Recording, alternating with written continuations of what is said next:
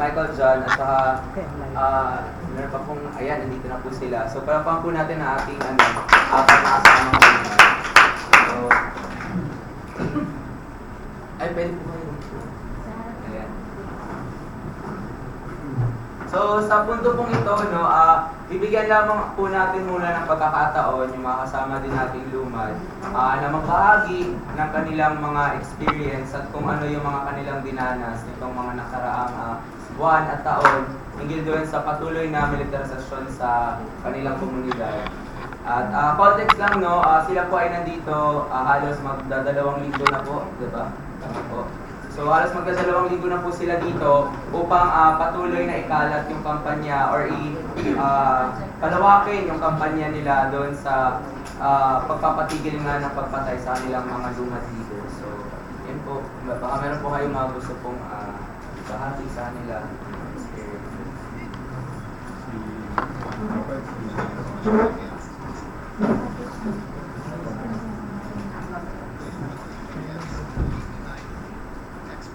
Sige, magandang hapon. Ako si Lilian Laurezo mula sa Save Our Schools Caraga.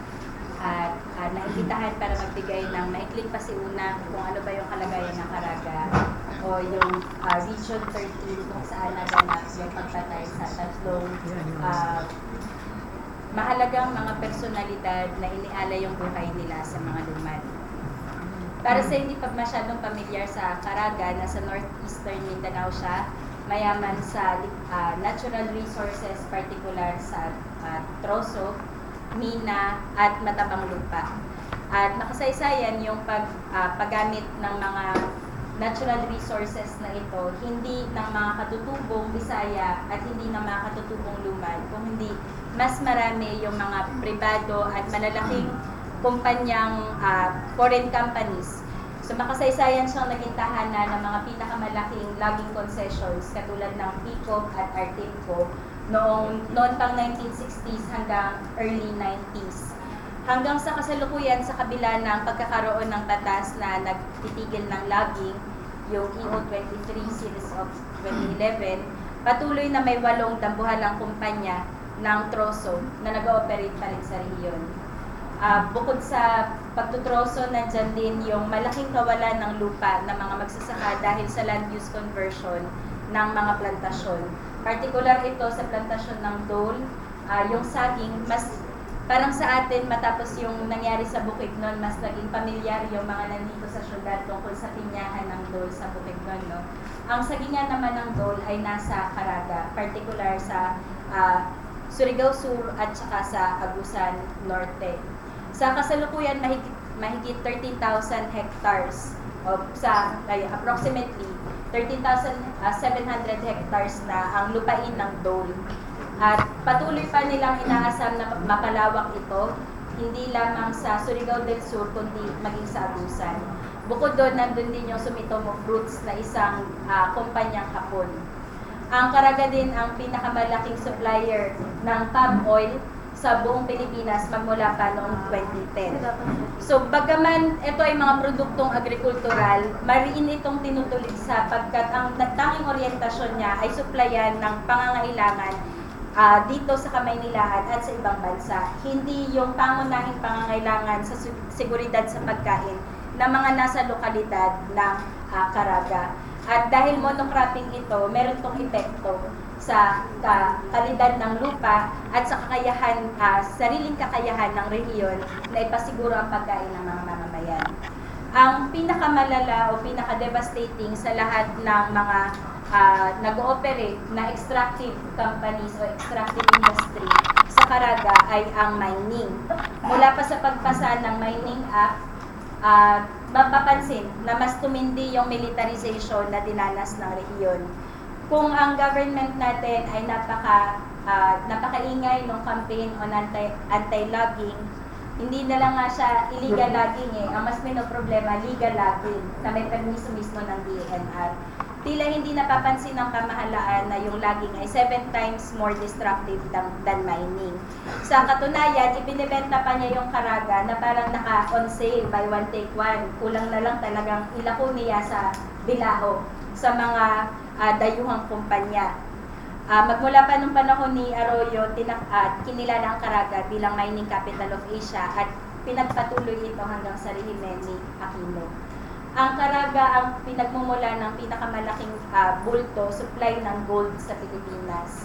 Ito ang pinakamalaking supply ng nickel sa buong Asia at yung pinag-iingatang Andat Valley Complex na napapalibutan ng siyam na munisipalidad ng Surigao del Sur, ang natitira na lamang na coal block reserve at nagkataon na ito ang pinakamalaking reserba sa buong mundo. Doon po naninirahan yung ating mga kapatid na lumad na sa nakalipas na dekada ay patuloy cyclic na yung nararanasan na intense military combat operations, hindi sa kalabang armado kung hindi operation laban sa mga sibilyang lumad na naninirahan sa komunidad. Noong 2005, 2007, 2009, 2011 ay nakaranas ng pagbakwit every 2 years, kaya nga naituring siya na parang cyclic. Ang katangian ng pagbakwit na ito ay hindi katulad ng mga naririnig o madalas nating napapanood sa TV dito sa Kasyudaran. Halimbawa, puputok yung vulkan, meron siyang permanent danger zone. So pag doon ka nakatira sa loob, obligado kang magbakwit kasi natural disaster siya. Ang kalagayan ng forcible evacuation na itinuturing natin na human rights violation ay sa kadahilanan ito ay man-made. Tao ang may dahilan kung bakit nagkakaroon ng panganib sa buhay ng kapwa-tao. At kadalasan, sa bawat operasyong militar, kadikit na nito ang iba't ibang klase ng harassment, torture, at sa ibang pagkakataon ay direktang pagpatay sa mga lumad, lalo na sa mga leader. Noong 2011, inaasahan na nila na sa 2013 kaya magbabakwit tayo. At lumipas yung buong taon ng 2013 pero hindi ito naganap.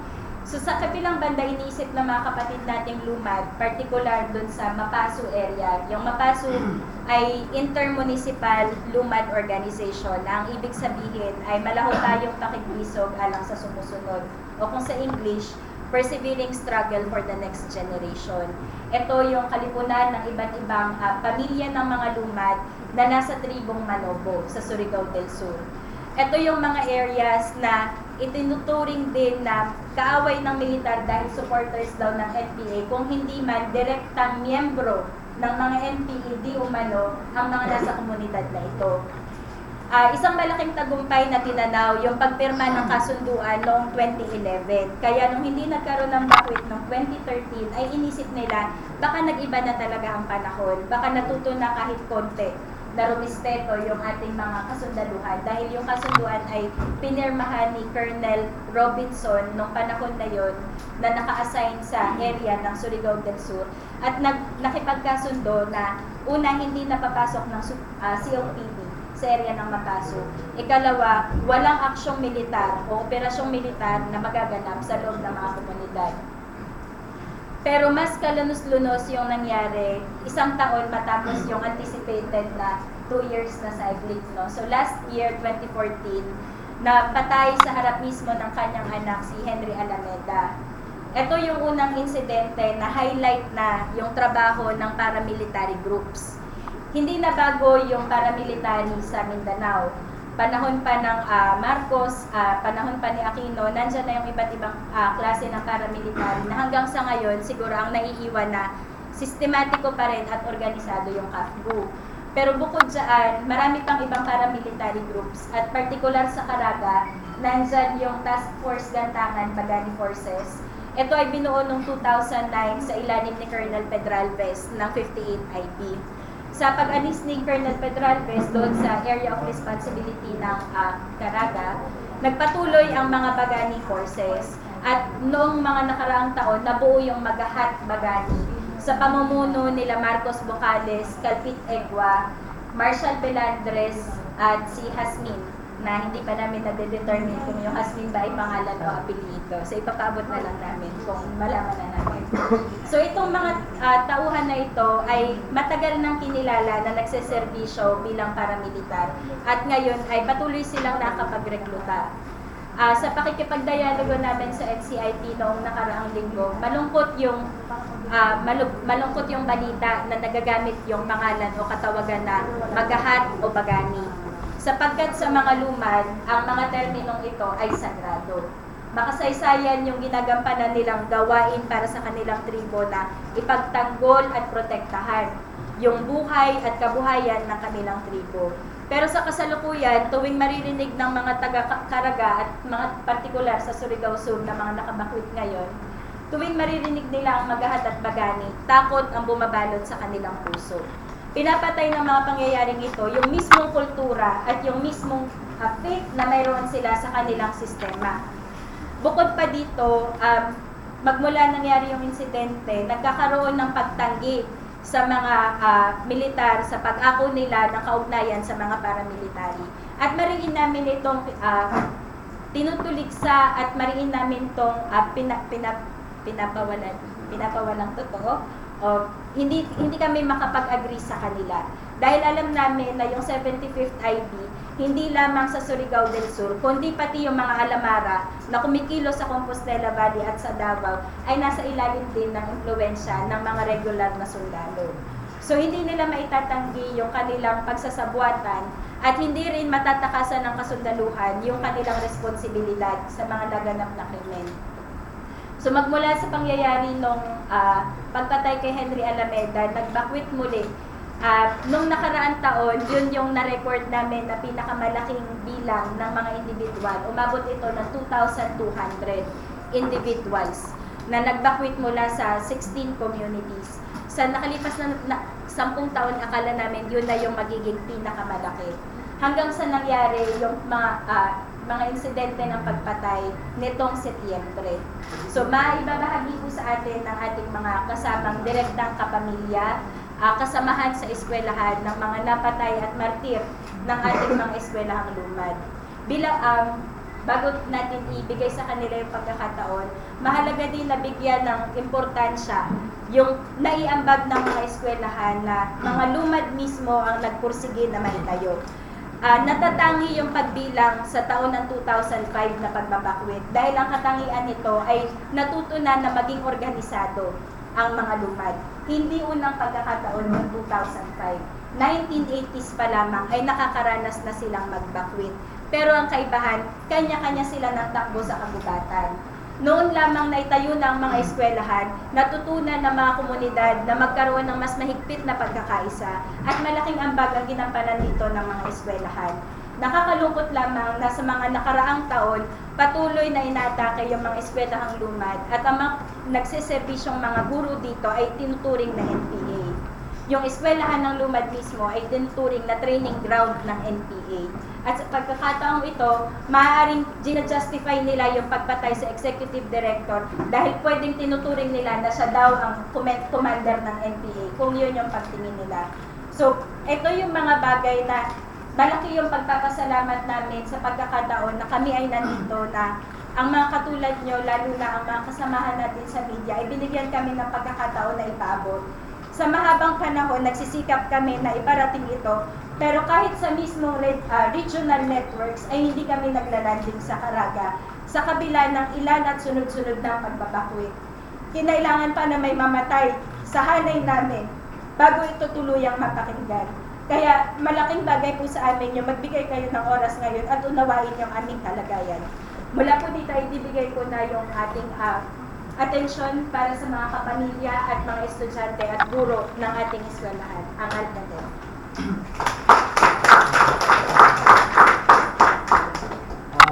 Magandang hapon po sa ating lahat. Ako po si Gary, volunteer sa Alcatel, volunteer teacher. Pangalawang taon ko na to na nakaranas ng bakwit o pagpatay sa mga leader. Unang-una po,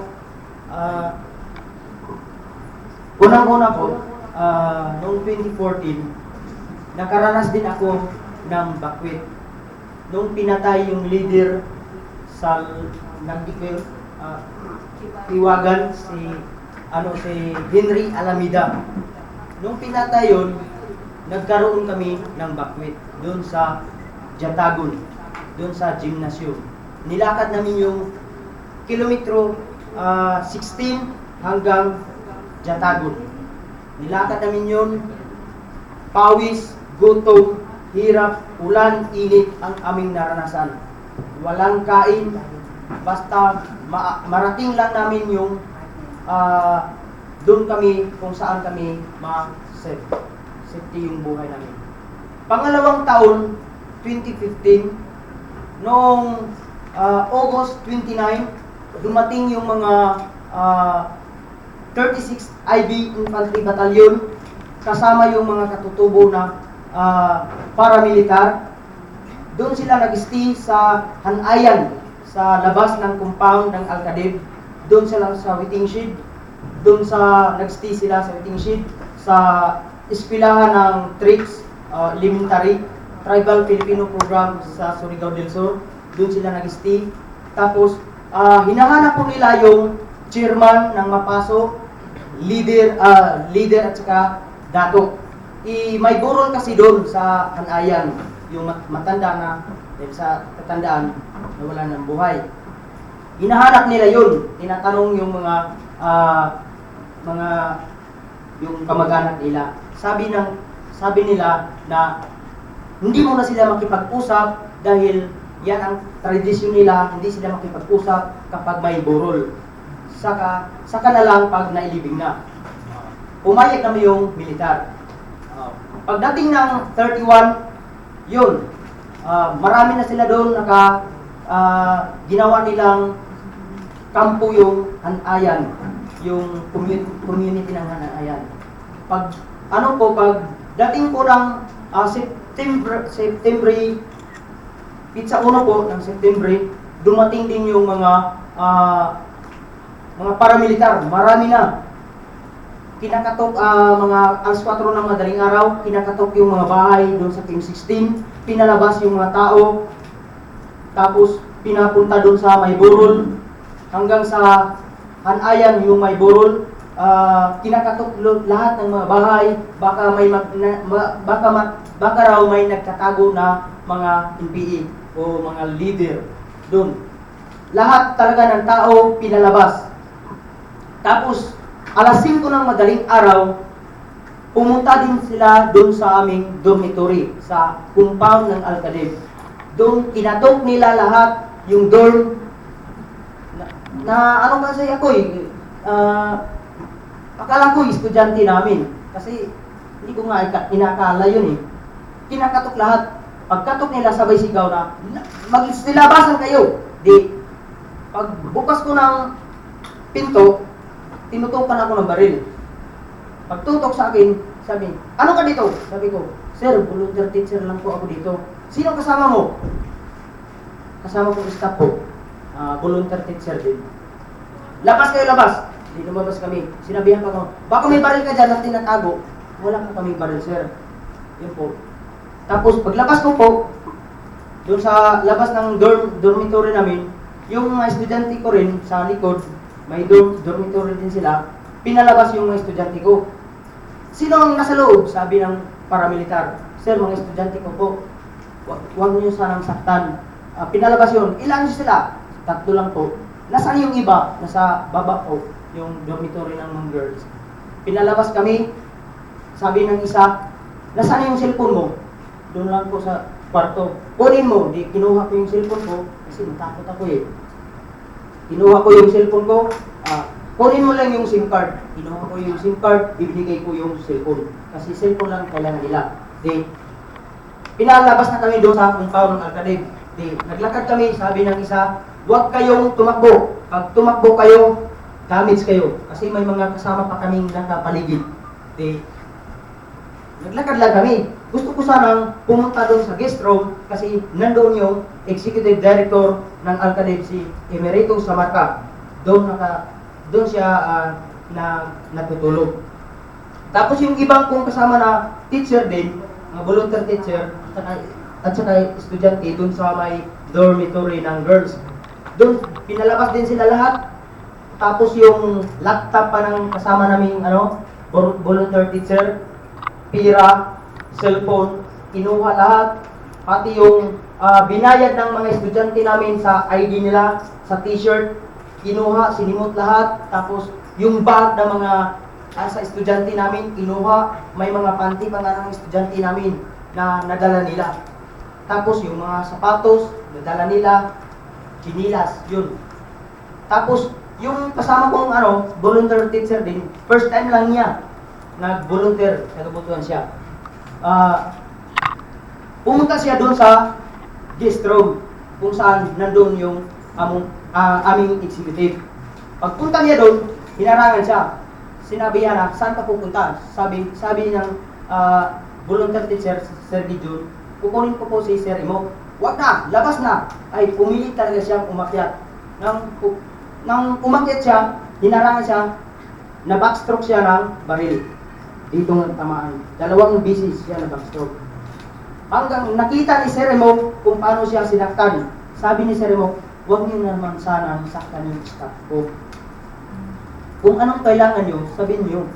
Huwag niyo lang saktan. Ako ang executive director dito ng Alcadem. Sabi ni Sir Imo. Yun. Nung pinapaalis na si Sir Gideon, pinapalabas na siya sa compound ng Alcadem. Bababa na sana si Sir Imo sa hagdan. Kaso hinarangan siya, hindi siya pinalabas, tinali pa yung kamay niya, talikod, doon sinaksak siya, pinatay, at saka ginilitan yung liig. Doon pinatay si Sir Imo. Nung doon na kami sa labas ng Hanayan, sa compound ng Alcadem, lumabas na rin yung mga paramilitar. May isa doon na yung bayonitan niya, may dugo pa. Ayun. Tapos, pinapunta kami doon sa may Team 16, sa may basketball court. Doon kami tinipon lahat. Pati lahat yung nasa burol, pinapunta doon. Di man lang ginalang yung may burol. Pinapunta kami doon lahat. Nung pumunta na kami doon lahat, tinipon, binukod yung mga sabi ng paramilitar, sino ang teacher dito sa Alcadem at Trips? Tayo. Nagsitayo kami. Dito kayo umupo. Upo kami. Yung mga estudyante dito, yung mga may anak dito, yung may asawa, binukod lahat. At saka yung nasa admin si Ma'am Bilin, binukod rin. Kasi ang hinahanap din nila si Ma'am Norma, yung head teacher ng TRIPS, Tribal Filipino Program sa Surigao del Sur. Yun. Sa elementary. Hinahanap nila, napagkamalan pa si Ma'am Bilin, yung may kapansanan, ikaw ba yung si Norma? Sabi ni Ma'am Bilin, hindi po, sa TRIPS ko yun. Doon ka, upo. At saka si Junil naman, tumabi kay Ma'am Bilin. Saka, nagsabi yung paramilitar na, alam ko naman kayo lahat dito, mga supporters ng NPA. Walang nga makain susuporta pa kami. Diba? Walang nga makain. Mahirap ng buhay dito sa bundok, magsusuporta pa kami. Tapos, yung si Dato Bilyo Sinso, yung Dato sa Kiwagan, sinabihan na, ikaw Dato, magkano ba ang pira ang kuha mo sa revolutionary tax? Hindi nakasagot si Dato kasi hindi niya alam kung ano ang revolutionary tax. Yan.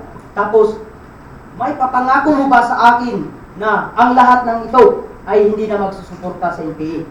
Sabi ni Dato, ay hindi ko yan magpapangako. Kasi hindi ko alam, hindi ko hawak ang kanilang mga damdamin. Yun. Saka, pagkatapos niya, sabi parang, si Bob, hihiro ba yun? Hanggang 3 araw, kapag hindi kayo lumisan dito sa community, kami na ang bahala sa inyo. Takot na kami. Nang lumakad yung bumaril kay Junil, doon, pinadapa si Junil, pinasay na ba, dapa, dumapa si Junil, dandahan. Nagsitayuan yung mga tao, kasi babaril na eh. Para hindi nila makita kung paano patayin si Junil, nagpaputok sila lahat. Nagpaputok, para ang lahat ng tao ay dadapa. Nakadapa nga, lahat, kasi nagpaputok sila sa paligid namin eh, palibot. Pagkatapos putok, lahat sila nagpaputok, sabay baril kay Junil. Dito, basag tong ulo, wasak yung ano niya, yung utak. At saka, yung si Dato naman, kinuha doon sa likod ng malalaki. Dinala doon sa may tab, pinalo, sinaktan muna bago pinatay. Doon, pinatay sa may tab. Malapit lang. Kaso hindi makita kasi doon sa may luyo sa may tab. Doon siya pinatay. Tapos, umalis na sila, nagsitakbuhan sila, bilis. Sabi ng isa, bilis. Di, nagsitakbo na sila, palayo. Nang makita, wala na kaming makita sa kanila, saka pa kami nagtayuan, nilapitan namin yung bangkay, tapos may lumapit doon sa may tab. Sabi ng isa, may bangkay pa dito. Ay, buhay pa ngayon. Medyo may buhay pa yun si Dato. Humihinga pa. Pero hindi na talaga maabutan yung kung dadalhin sa ospital. Tapos, dinala siya doon sa may upuan, sa may bench, sa inupuan nila ni Junil Campos at saka Mabilin. Doon siya tinabi. Naisip ko, si Sir Imo, tumakbo ako doon sa papuntang compound ng Alcadib. Pag tumakbo ako, para akong nakalutang sa hangin. Yung isip ko, walang-wala talaga. Hindi ko na naramdaman yung sa sakit ng batok. Tumakbo ako. Pagdating ko doon sa may crossing, sa may Hanaya, sa may Burol, yung kooperatiba, wala na, sunog na. Wala ka nang makikita ng tao pa na natira. Tapos yung trips naman na paaralan, nasunog na, naumpisa na rin pagsunog. Kaso lang, naabutan ng mga tao doon, binuhusan ng tubig, yun, napatay yung apoy. Tumakbo ako doon, papasok sa Alcadib. Doon ko narinig yung mga sigaw ng mga estudyante, kasama ko mga volunteer teacher na Sir Imo, yun, umiiyak na sila. Pag akyat ko doon, nakatali siya. Yun, tinanggalan namin ng tali, pinahiga. Tsaka doon ko na realize na meron palang ganitong mga pangyayari. Akala ko nga, sa sine ko lang ito mapapanood. Pero ngayon ko lang naranasan na mayroon talaga. Hindi ko nga inaakala eh. First time ko talaga na mismo nasa harap namin pinatay yung mahal naming chairman sa Mapasok. Pagkatapos nun, mga alas 9, naglakad na kami. Dinala namin yung bangkay sa labas, nilagay namin sa sako, tapos nilagyan namin ng kawayan, dinala namin sa labas ng compound. Tapos may ano naman doon, may multi-cap na bigay ng project ng ICRC. Doon namin nilagay yung mga bangkay, 3 bangkay.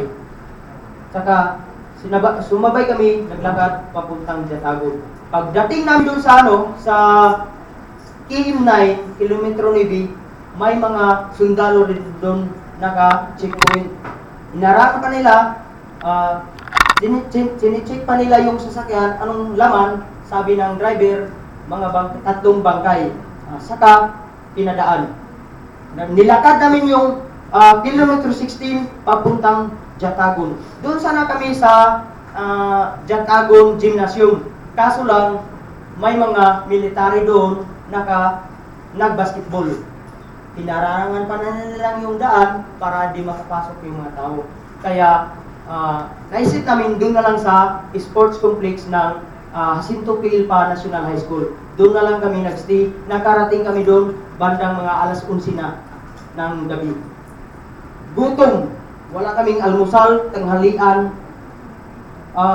Kunti lang nadala naming mga gamit kasi sa takot na baka balikan pa kami patayin. Kaya yun ang nadala namin, mga ilang gamit lang, at saka doon natutulog yung mga lahat ng mga tao doon sa community. Saka may mga dahil sa malamig ang yung higaan, may mga bata nagkasakit, may namatay pa sa dinala sa ospital pero wala na. Dinagapan kasi may pulmonya na yun. Yun, sana yung mga gawang-gawang kaso sana itigil na, tapos yung mga militarisasyon sa mga kanayunan sa naitigil na tulad ng ganito, magtambay sila sa eskwelahan, sa mga waiting shed. Tapos, ito yung si Gina K. Enriquez, spokesperson ng Kasalo, ginawa ng mga gawang-gawang kaso na NPE raw, pero hindi totoo. NPE ba yung nagprotekta sa kalikasan? Lahat ng dito, makikita nyo, ito yung Alcadib. Ito yung Alcadib. Dito, pinatay si Sir Imok sa loob dito. Dito. Tapos, ito raw ang training ground ng NPE. Ang mga teacher raw dito, nagtuturo pag-dismantle ng armas. Hindi totoo yan. Kami raw nagtuturo kung paano mag-dismantle ng armas. Yung tinuturo ko doon yung 2014, ang subjects ko, Valid, Agriculture, at saka Filipino. Pinaka-major namin na subjects, Agriculture. Kasi malawak yung mga nila lupa. Kaya mga lupang ninuno nila, tinuturuan namin kung paano magtanim ng gulay, paano yung distansya, tamang distansya, yung mga root crops, tinuruan namin kung paano magtanim para mapaunlad ang kanilang pang-ekonomiya. Tapos ngayong 2015, ang subjects ko naman nahawakan, Valid 2, Agriculture 2, tapos Animal Husbandry, tapos History, Filipino. Yan po ang nahawakan ko. Ang subjects namin talaga, Valid, History, English, Science, Math, THE, ano pa? Ito yung ba? THE, basta 8 yung subject namin. Ang pinaka-main point talaga, yung pareha sa din na mga subjects. Pero ang pinaka-major talaga namin, agriculture. Yun talaga. Kasi may mga lupain sila na hindi nila na gawa, na tamna ng maayos kasi hindi nila alam kung paano magtanim. Yun. Panawagan ko lang sana na huwag na sanang gumawa ng mga kaso, mga gawang-gawang kaso na yung sabi nila yung Alcadib raw ang training ground ng NPE, pero hindi totoo yan. Maniwala po kayo. Tapos yung mga teacher raw nagtuturo ng paano mag-dismantle. Sana ano ba yan?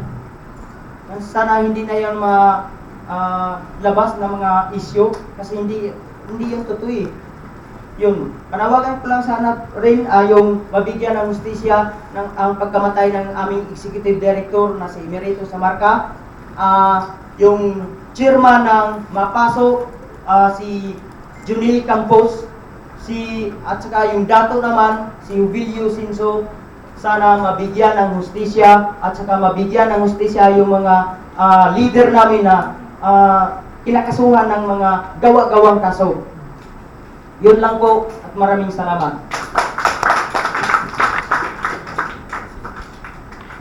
So ayun maraming salamat si Kuya Gary pala ay isang volunteer teacher sa Alcadib. So yun upang mas palawakin pa ang ating kampanya, inulit po natin na kung maaari sa mga mag-feed, sa mga mag-Facebook post, ang ating ihasa na ay hashtag Stop Lumad Killings. So yun po yung hashtag natin. Dahil alam naman natin na yung campaign na ito, yung kampanya na ito ay lumawak naman dahil din sa tulong ng ating mga kaibigan sa social media. At bago tayo magpatuloy, pinapasalamatan din po natin yung mga nag-organisa ng dialogue na ito. Andiyan po yung UP Office of Student Regent, andiyan yung kasama sa UP, yung People's Struggles Committee ng University Student Council, ng UP Diliman, Blog Watch at Anak Bayan. So, yun, maraming salamat po. Palapang po natin sila. So, ngayon, magbabahagi naman po si Michael John, isa doon sa mga kabataang lumad na nakakapag-aral doon sa Alcatel, doon sa kanilang mga naging experiences.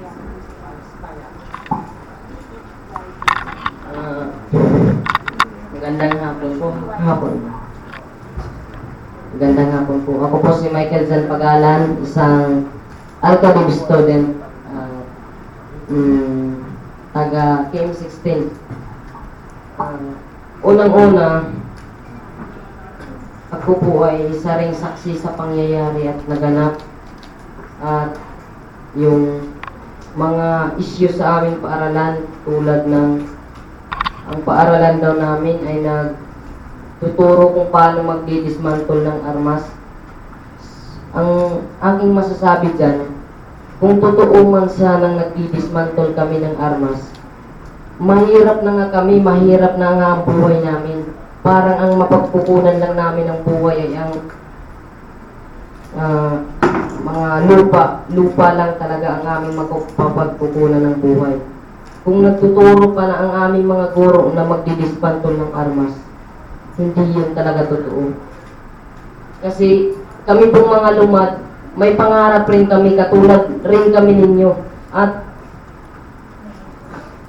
katulad rin kami ninyong may pangarap. At saka, ang aming pangarap ay pagkatapos namin mag-aral sa Alcadig, makatapos ng high school, dahil wala kaming kayang mag-aral sa mga universidad at saka kolehiyo, tumutulong po kami sa aming mga kapwa lumad.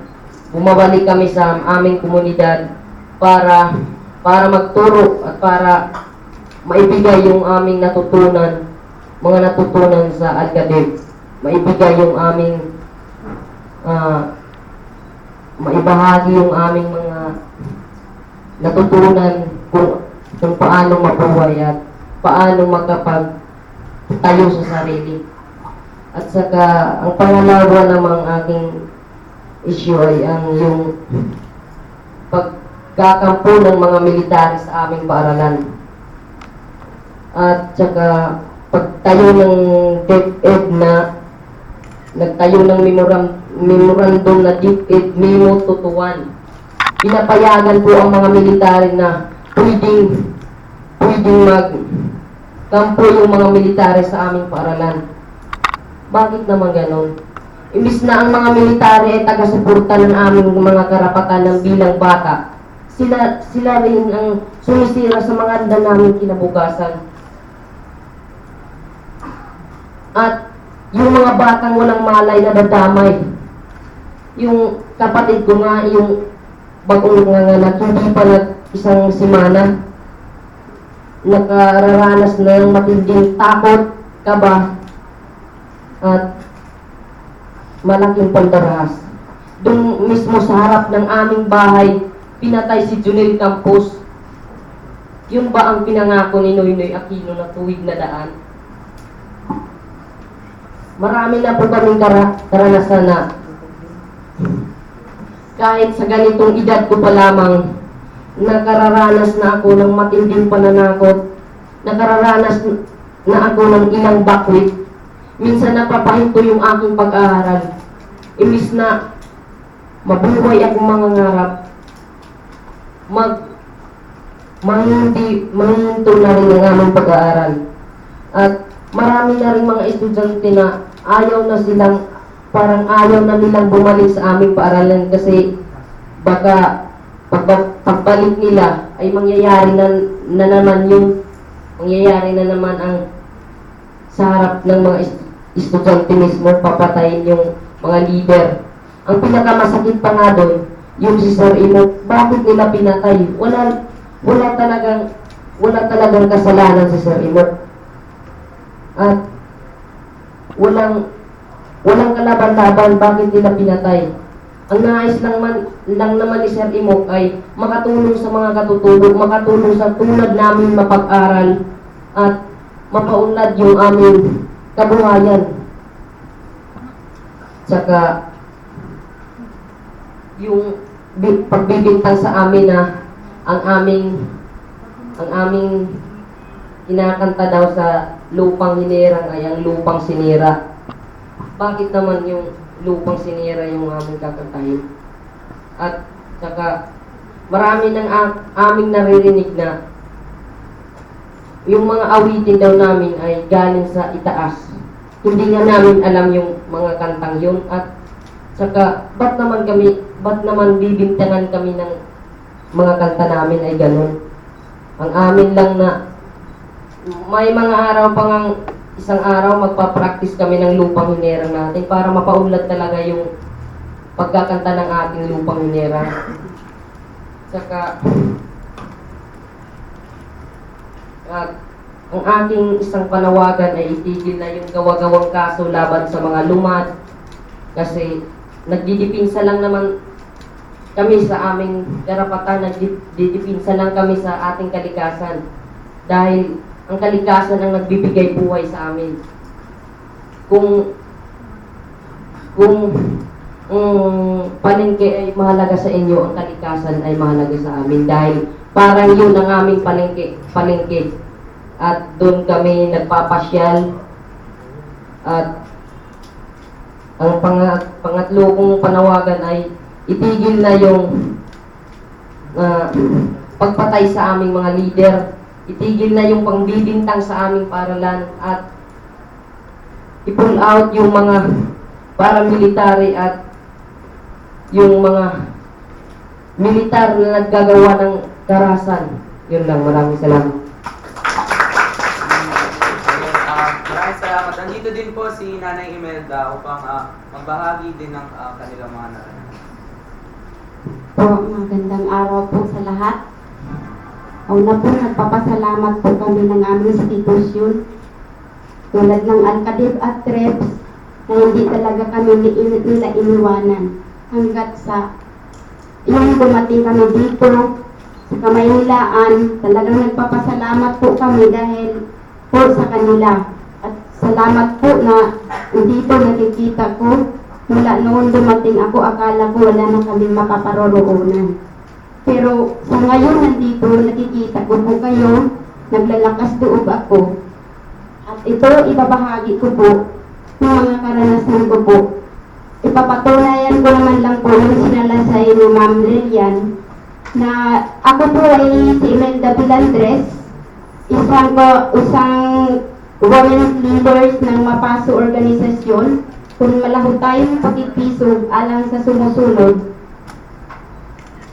Ilang basis na itong mga karanasan na to, parang kung mayroon pa lamang kaming ibang mapatutunguhan, talagang para sa akin susuko na talaga dahil pero wala na kaming mapuntahan dahil po nasasabi na po ni Ma'am Lilian, yung bukid na yan na nakatira, doon kami nakatira, ay napaligiran niya ng mga mena at kaya yung nabukid na yan, sa Andat Valley po, doon kami nakatira at matagal na namin yan ipaglaban. Dahil ng aming matinding pagipaglaban at matindi namin pagkakaisa, ay nagkaroon ng mga pagdarahas ng mga militar at kami po ay ang inaatake, hindi po yung sinasabi nila mga counter-insurgency. Dahil po doon, nangyari yung pagkapatay ng aming chairman, dumating yung militar, yung 75 IB at saka 36 IB, noong may tatay akong namatay, dinala namin doon sa aming bukid dahil doon siya ilibing. Dumating yung mga militar, ng bandang alas 7 ng gabi, ng 29 ng August, agad silang lumabas, lumisan lang sila, parang lumabay, anong sabihin yan. Pagkatapos, napansin nila maraming tao, bumalik agad sila. Pagbalik nila, nasalubong ko kaagad sila, at tinanong nila kung nasaan yung chairman. Tanong sila, sino po bang chairman? Maraming chairman dito, hindi naman sila nakapagtunay kung sino yung chairman dahil hindi nila alam yung sino na chairman. At dato naman ang hinahanap nila. Nagpaliwanag po kami na, sir, pwede lang siguro dahil po may patay kami, nakaburol pa yung tatay ko. Pwede siguro, sir, sunod na lang natin itong pag-usapan. Pwede siguro, sir, sa ibang araw na lang. At ang gusto po namin ay lumisan lang muna sila. Doon na lang sila, sa iba na lang araw namin pag-usapan dahil may burol nga kami at ililitin pa namin yun. Yun, pagkatapos noon ay gusto talaga nilang kausapin yung chairman, pero hindi nga talaga dahil yung si chairman po, yung si Orel Campus po ay siya yung gumawa ng ng libingan ng tatay ko. Siya ang pumanday ng pansyon. Siya nandun siya, kaya hindi siya nakapag-usap ng mga military. Pero yung tatay po namin na dato, andon, pero hindi naman niya kayang kausapin yung sundalo dahil mas nakapang dahil may patay po na kapatid niya. Yun ang nangyari. Akala ko naniwala sila sa amin sinasabi na sa susunod na lang muna natin pag-usapan to. At yun, hanggat dumating yung kapatid ko ng August 30, yung kapatid ko po ay municipal safety ng Yanga, Surigao del Sur, agad niyan sinabihan na umalis muna kayo dito dahil may baka matakot yung mga tao at saka sa susunod na lang po natin pag-usapan. Yun na nga, ang sabi may nakilala nga talaga ako yung mga military at 75th IB. Hindi ko nga na ano yung pangalan niya pero nakipagkilala sila sa amin. Sila ay 75th IB. At saka may marami daw silang mga kasamang mga lumad, mga katribo rin na mga sundalo. Yun pala yung mga paramilitar. At hanggang siya niyan, nangyari yung pagpatay. Sinasabi na nga ng mga kasamahan namin kung paano nila yung ginagawa. Dahil po namamatay po si Henry Alameda, pinagbantangan na marami na talaga yung mga sulat nila, mga text nila ng cellphone, na yung mga leader na yan, dahil matigas ng ulo yung mga leader na yan, ay pabasagin na raw lang talaga yung ulo.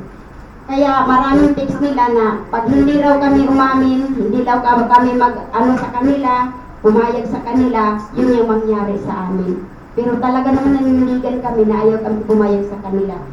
So yun na nga, patapos ng pagkapatay kay Unel, yung marami na kami nadarahasan at yun nasasabi ko na nung unang mga araw na yung mga pag-i-interview po sa amin, marami na kaming nasasabi na mga doon. Kaya yun ang aking karanasan bilang ina at mga leader ng mga kababaihan.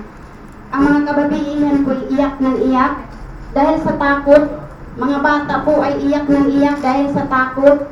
Parang nang wala ng takot talaga yung mga bata. Tapos pagpaputok nila sa amin, yung tinipunan nila kami doon sa basketball court, nang wala pa nila pinatay si Unil. Tinipon kami sa basketball at saka sinabihan kami na mag-storya lang muna tayo. Tapos sabi ko sa kanila, yung ibang mga paramilitar nakapaligid talaga sa paligid ng mga komunidad, yung komunidad na yun. Sabi po nila na makipag-usap lang tayo, mag-usapan lang muna tayo. Ang sabi pa nga nila, kami ay narito dito sa komunidad na to dahil itong komunidad na to ay wawasakin namin. Sabi nila. At saka, kung gusto nyo mabuhay pa kayo, mag-aalsa na kayo. Mag-alsamasa na kayo. Huwag na kayong mag-suporta ng NPA, huwag na kayong ng NPA. Nagtanong nga ako, yung ginagawa namin ay hindi naman para sa NPA. Ang ginagawa namin ay ang pagpapaunlad ng aming kultura at sa aming ekonomiya at saka at saka sa politika. Yun na nga. Kaya yung school namin ng Alcadib at saka TRIPS, pinaghihirapan namin yan. Kami po ay nagre-request na organisasyon mula sa TRIPS upang magkaroon kami ng eskwelahan. At saka, gawa namin, may TRIPS na nga kami, may elementary na, at nagkatapos ng elementary, may Alcadib na, dahil yun ang high school namin. At talagang, pag may mga bata na talaga, marunong yung mga bata magsalita, may magandang aral na, yung sinabi na maayong na kinaiya, yun yung magandang kaugalian talaga, hindi na talaga yung mga bata. Napakasaya namin noon. napakaligaya ng aming puso dahil may mga bata kaming magalang, may mga bata kaming masipag, may mga bata na kaming magsisilbi po ng aming mga katutubo, ng aming sarili. Kaya ang saya-saya namin. Pero hanggat nung pinatay nila si Sir Imok, na yun ang aming gabay, siyang aming gabay, siyang nagturo kung paano mapaunlad yung aming organisasyon. Siya yung gabay namin kung paano, dahil po nang dumating na po yung mga sundalo, ay si Sir Imok po ay nagsabi pa sa akin, o kailangan natin kausapin niya ng mabuti. Dahil may kasunduan naman tayo, kausapin natin yan. Yun lang po ang mapahibahagi po. At magandang gabi, hapon po. Maraming salamat na Imelda. So, narinig na po natin yung pagbabahagi ng ating mga kasamang lumad. No? Ngayon naman po, magbibigay po tayo ng pagkakataon sa body, no, na magtanong sa ating mga kasama. Yun. So, siguro, lilimatahan na lang po natin yung mga tanong, no? Pero habang okay pa naman, patuloy lang po tayo.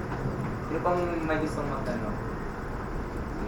Pwede po pag nagtatanong, pwede po pakilala na lang kahit mabilis lang. Pangalan tapos masaan ba?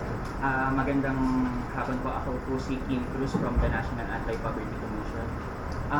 Gusto ko lang itanong kung meron man kayong naiisip na tao o grupo na pwede niyong pagkatiwalaan para gumitna dito sa ganitong sitwasyon.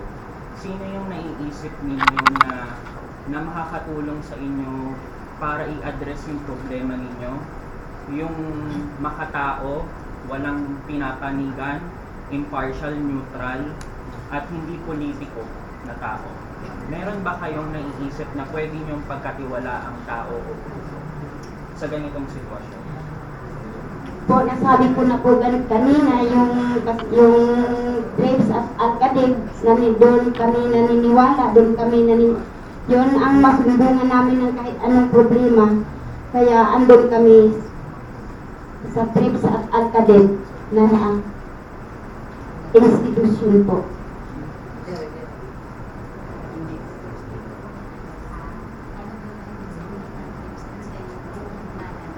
Yung trips po ay yung programa ng mga katutubo, kung tawagin ay Tribal Filipino Program of Surigao del Sur. Yun ang matagal na naming buhay, kapiling ng mga maliliit pa kami, kapiling na namin yung trips. At saka yun, sinabi ko kanina na pagdating ng nagka-high school na ay gumawa naman kami ng resolution upang makaano ng high school na yun na nga talaga ang Alcadib. Kaya sa lahat naming problema at kung ano man yung Alcadib at Trips ang aming nakilala na paanuhan ng aming anong problema po. Maraming salamat. Sino ba po may tanong? Sige. Ay, may dagdag pa daw po. Pagdagdag na lang ng kaunti dun sa katanungan. Subukod dun sa immediate na mga eskwelahan na ginagabayan ng NGO, yung INSTI. No? Subukod dun sa eskwelahan na nasa community, merong opisina na nasa bayan, yung TRIPS at saka Alcadib. Ang TRIPS, ang kasaysayan niya ay nagmula ito sa apostolate ng Surigao del Sur. No? So, hindi na nawawala palagi yung suporta ng mga relihiyosong sektor, mga madre at pare. So, kung ilalabas natin yung usapin ng mga politiko, mabanggit na lang na yung gobernador sa kasalukuyan at pagmula pa noong mga nakaraang mga insidente ng bakwit at yung mga pagpatay sa areas ng Surigao del Sur, hindi naman nawala yung suporta ng gobernador. Pero syempre bilang politiko, totoo, meron yung limitasyon at hindi maiwasan na napapahiran ng aspeto ng politika. Pero kung sa iba pang institusyon, yung simbahan, iba pang mga religious sectors, at kahit yung sa pagpunta namin dito sa Kamaynilaan, hindi nawala yung kanilang pagkalinga at pagtutupok. No? Sige, maraming salamat. Next. Magandang hapon po. Ako po si Victor ng Philippine Polisian. Bagamat nakakalungkot po at nakakagalit yung mga kwento na narinig po namin mula sa inyo, nagpapasalamat po kami sa pagbigay niyo ng panahon na makausap kami. At gayon din po, nagpapasalamat din po kami sa UP Men's Basketball Team na kamakailan lang po ay nanalo. At inaalay po nila yung kanilang tagumpay sa kanilang laban para po sa inyo. Given po yung ganun po na pag-aalay po ng kanilang palalo ng UP Men's Basketball Team, ano pa po kaya yung pwedeng mayabang namin mga kabataan at estudyante para masuportahan po yung inyong laban?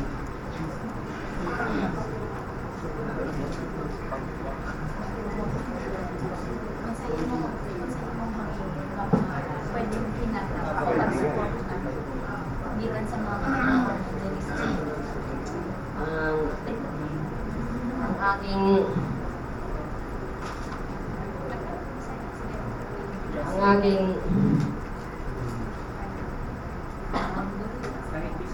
Bisaya. Makasabot man ko. Sabot ni. Go, translate ko lang. Pwedeng patabang o bulgar sa mga nahitabo, pwedeng sa bisan asa sa Facebook, basta mapagawas ang tanan nga po panghitabo. O pwede po kaayo mo nga muadto mismo sa evacuation center, pwede mo gayud mo tan-aw ngadto aron kamo mismo makasaksi kung unsa na kayong panagto.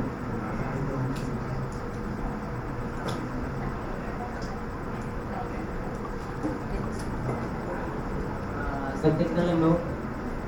Bilang teacher, no? Ang gusto lang namin na kung tutulong kayo sa, lalo na sa ganitong mga pangyayari, sana ganun, sabi na niya, lahat ng mga yung nasabi namin katotohanan sana may labas, tapos sana yun, no? Tapos kung may mga bagay rin na gusto nyo itulong, pwede magpapadala po kayo ng mga ballpen, lapis, papel, yun. Kasi kailangan po yun ng mga estudyante rin namin, tube. Kasi pagbalik namin, baka hindi pa kami makabalik doon sa Alcalib, Tumpang Alcalib. Baka dyan muna kami sa sports complex magtuturo. Kahit ano lang. Kailangan talaga namin doon para lang ma-continue yung pagbibigay ng kalaman sa mga katutubong kabataan. Yun lang po. Maraming salamat.